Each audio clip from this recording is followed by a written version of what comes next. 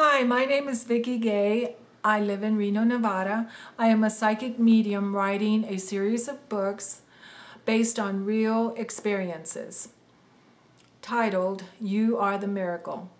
I attended the Movers and Shakers event in Toronto and am submitting my book proposal for the $10,000 advance and publishing contract. Here are recent video clips in Los Angeles. What we're going to do today, I am going to go over some techniques on how to communicate with spirit and why I call myself a psychic medium.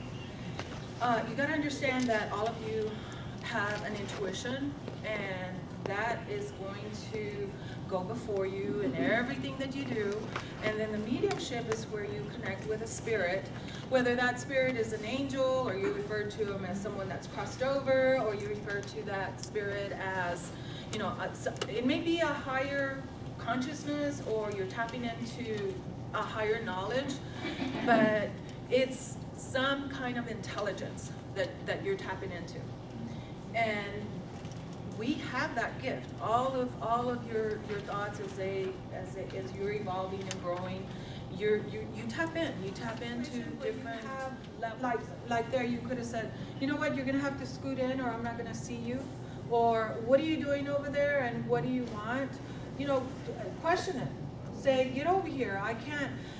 Also, if you start hearing voices and they're screaming at you, tell them, hey, tone it down. You're screaming. They may be over there.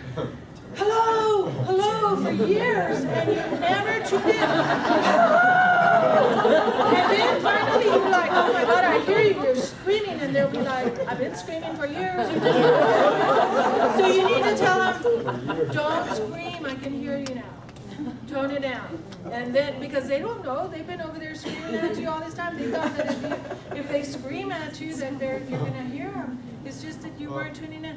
Whatever it is they're doing, tell them what it is that you say. Oh, I saw that move, and then they'll say, oh, they saw me move that. So I'm going to try that again because they saw that. Or now she hears me, or they're whispering, and you're like, you know what? I can't hear you. Talk louder. You know, and then they'll start talking, or slow down. My God, you're like, I can't understand you. And so tell them to slow down. So after you get started, and if you're having a problem with the way that they're doing it, just tell them what it is you want. Remember, like I said, okay, mom's side, everybody get over here. Dad's side, get over there. Mom and dad behind. You know, set up some things. And I don't have to tell spirit all the time. They know. They know what to do when they come through. So you set up your little technique and ask spirit to help you out. Say, you know what? I am feeling someone around me, and you know that mom's around me, or grandma, or I don't know who that spirit is, but I feel someone around me and it feels good. You know, just embrace that and say, okay, well, I got a spirit around me, and I want this job, or I want a better job, or I want a car, or I want more money, or whatever it is that your affirmation would be that you want. Ask that spirit, I said, you know, if you're going to hang around me, why don't you bring that into my life? And so then you got them working for you. And you don't have to sit there and convince yourself that you're going to make more money, or that you're going to be smarter, or that you're not stupid because you were growing up and somebody put that in your head. So you can use this to help yourself every day. It's not just about that you're going to talk to someone that's crossed over and that they're just going to be around you. They want to help you. You know, when they help you, that they put you in the right place at the right time. When I walk by you, I'm leaving some of me in and I'm picking up, because all of you emit that aura, that energy, that the light that puts that pink color in your face. All of it is out. And then when you pass by each other, you're picking all that up, and whatever it has in that you carry that with abalone shell, or a very sturdy something that's not going to burn, an ashtray or something that will not break.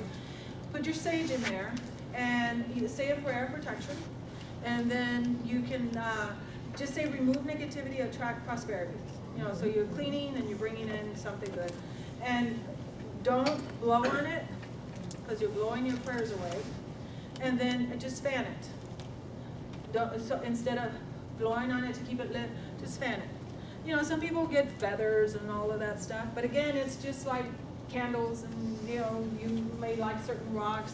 It's just, but I just smoke up the place. You know, I just and that makes it easier for you, because you're over there trying to get into the quiet, and you're maybe lighting your candles or gathering your rocks, or you know, preparing, and then you got to sit there and you feel like you got to meditate and all of this stuff. But the main thing that you really need to do is just get out of the way. You just got, remember how I left you in the quiet? I didn't say anything. At that point, I was not taking you through a meditation. You were not meditating. I just left you on your own, and I was quiet. And during that quiet time is when you make those connections. And that's what you did. That's what you've got to embrace. That's when you make the connection. Not when you're running colors, that blue and red and green and all that. What are you doing when you're running colors? You're using, you're using your brain. And your brain cannot be there and be in the way. So you just got to get out of the way, stop thinking. And if you're distracted, then you got to go to the store or something, say, acknowledge it, because it's not going to go away unless you acknowledge it and say, go away, and just get back in that mode of not thinking. And you will make a